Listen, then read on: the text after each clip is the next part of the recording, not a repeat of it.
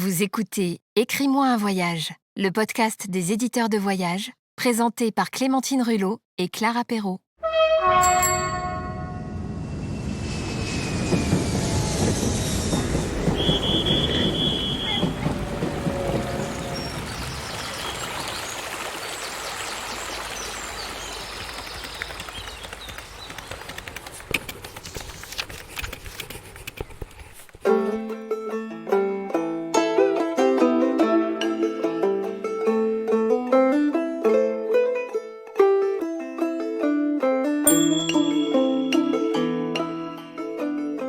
Quand j'habitais à Taipei, en 76, il y avait un rythme de vie qui me plaisait beaucoup. Les Chinois aiment beaucoup les réunions où on mange, où on boit. Et c'était l'usage, presque tous les soirs, de jouer au mahjong jusqu'à 5 heures du matin. Et à 5 heures du matin, d'aller manger du lait de soja avec des beignets de youtiao. C'était un moment exquis. Après 5 ou 6 heures de mahjong, on est un petit peu à bout, quoi, un peu. À force de tâter les dominos. À la fin, j'arrivais comme mes copains chinois, à savoir de quel domino il s'agissait, sans le regarder, rien qu'en tâtant la surface. Parce que c'est ça, le vrai pro du mahjong, il ne regarde pas les dominos, il sait.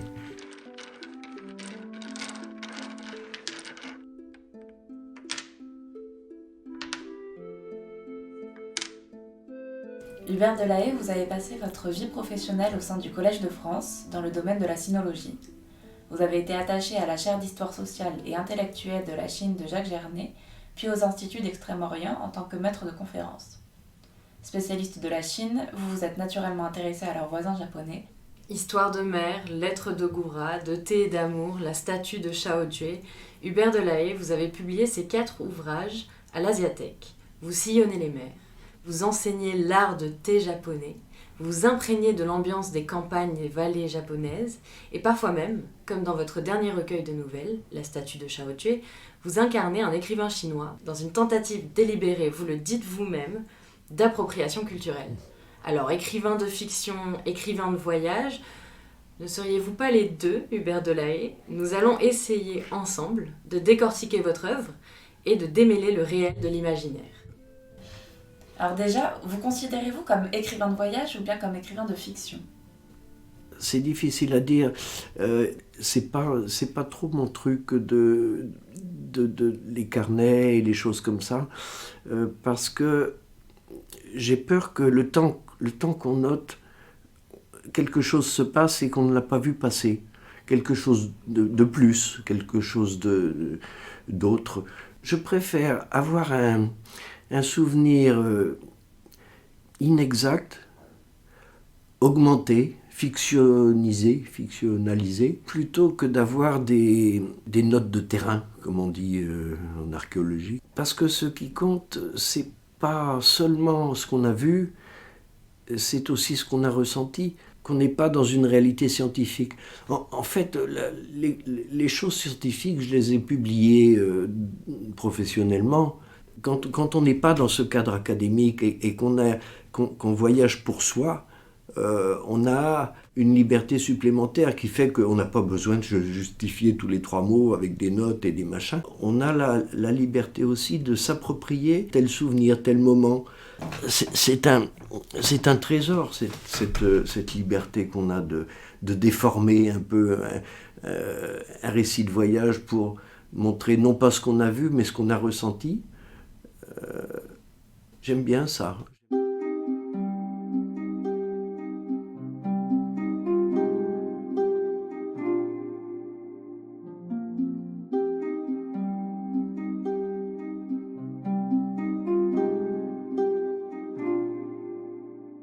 Comment est-ce que vous faites pour garder vos souvenirs ?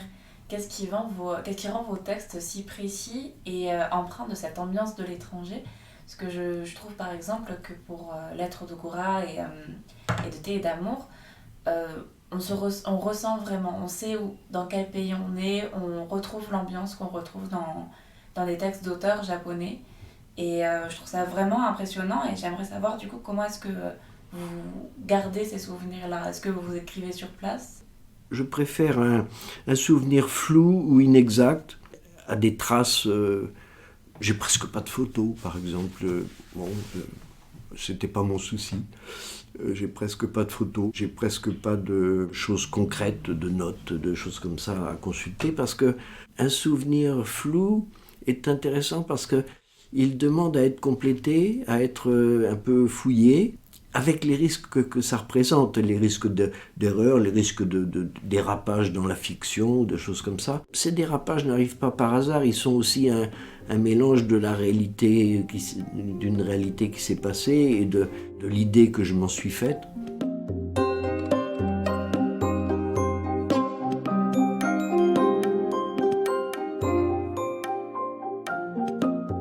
Alors, je vous ai dit, pour le petit livre de thé et d'amour, j'avais quand même un carnet qui était dans ce tiroir. Et un jour, j'ai été cambriolé. Et pour une raison que j'ignore, ce type, qui n'avait pas mauvais goût d'ailleurs, il m'a pris des tableaux que j'aimais beaucoup, le salopard. Mais ce carnet, là, ça m'a un peu vexé, parce que je me dis, les seules traces que j'ai, parce que c'est le thé, il y a pas mal de noms à connaître, de choses comme ça, les noms d'instruments, il y en a plein.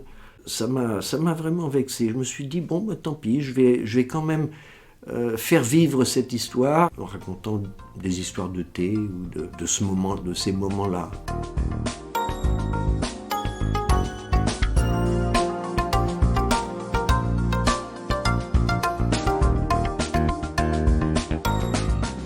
Ma prof de thé m'avait dit, bon, compte tenu du fait que j'étais un étranger dans son cours et tout ça, elle avait arrondi les angles, parce que le thé, c'est pas la dictature.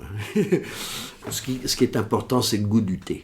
Voilà. Tout le reste, c'est accessoire. Alors, bon, je profite toujours du goût du thé.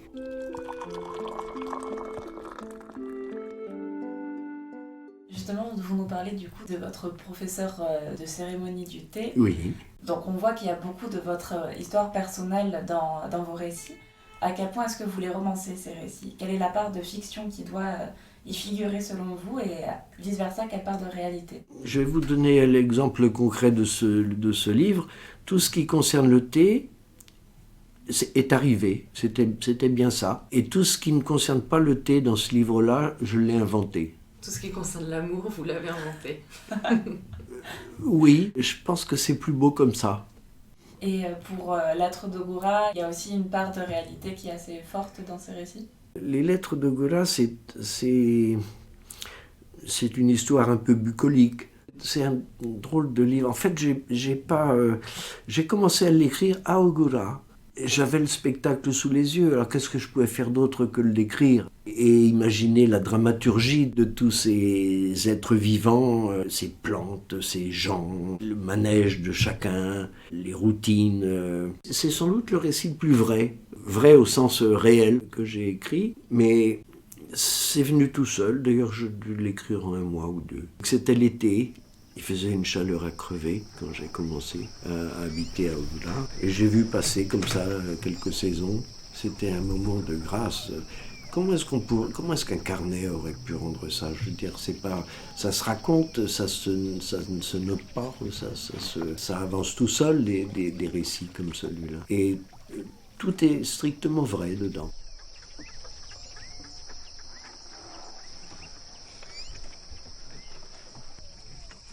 On sait maintenant que Lettres de Goura s'est vraiment inspiré de ce que vous avez vu, mais pour les autres livres, comment vous viennent les sujets que vous abordez ?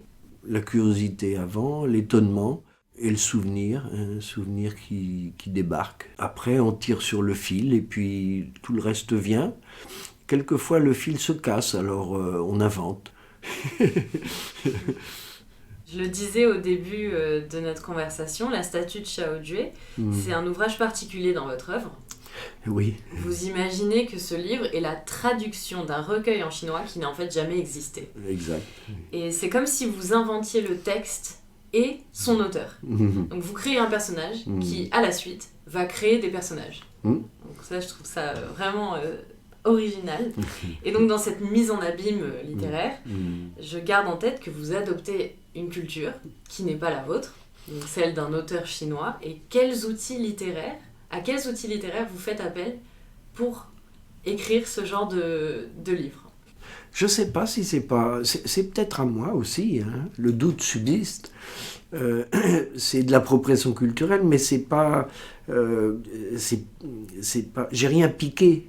Il y a beaucoup de choses qui venaient de moi, qui imaginaient des réactions de l'un ou de l'une. Ça aurait pu être. Alors, on est dans une zone indistincte où je prends ce que je veux, je prends ce qui me plaît, j'en fais ce que je veux. Je me crois autorisé à faire comme si, l'espace d'un livre, j'étais quelqu'un d'autre. J'étais un Chinois et que je racontais des histoires, comme les Chinois en ont toujours raconté. Ils adorent les histoires, les Chinois. Non, donc j'ai fait ça délibérément, parce qu'après tout, c'est aussi grâce aux Chinois, grâce aux Japonais que j'ai rencontrés, que je suis ce que je suis. Alors, c'est à la fois un hommage et une prise totale de liberté qui oui, vous est, voilà, qui vous est autorisée. Oui. Mais un hommage, vous avez raison. C'est un merci, un peu. C'était aussi un remerciement.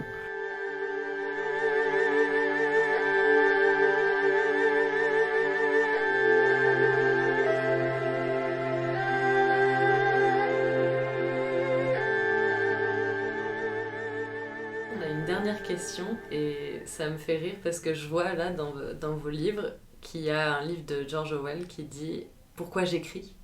Et la dernière question, elle est un peu comme ça. C'est un peu l'idée. La dernière question, ce serait « Pourquoi écrivez-vous ?» Parce que je vois pas ce que je pourrais faire d'autre. Parce que c'est un des plus grands plaisirs qui m'a été donné dans ma vie. Il s'agit simplement de quelque chose que j'avais en moi, de goût infini pour la liberté de pensée, d'esprit, d'action. Je trouve qu'il n'y a pas plus précieux que ça dans une vie, en fait. C'est la réflexion, le choix et la liberté de l'exercer. On vous remercie, Hubert Delahaye, pour ce moment agréable passé ensemble. Et on dit à nos auditeurs au mois prochain, au prochain épisode. À bientôt. À bientôt. Au revoir, merci.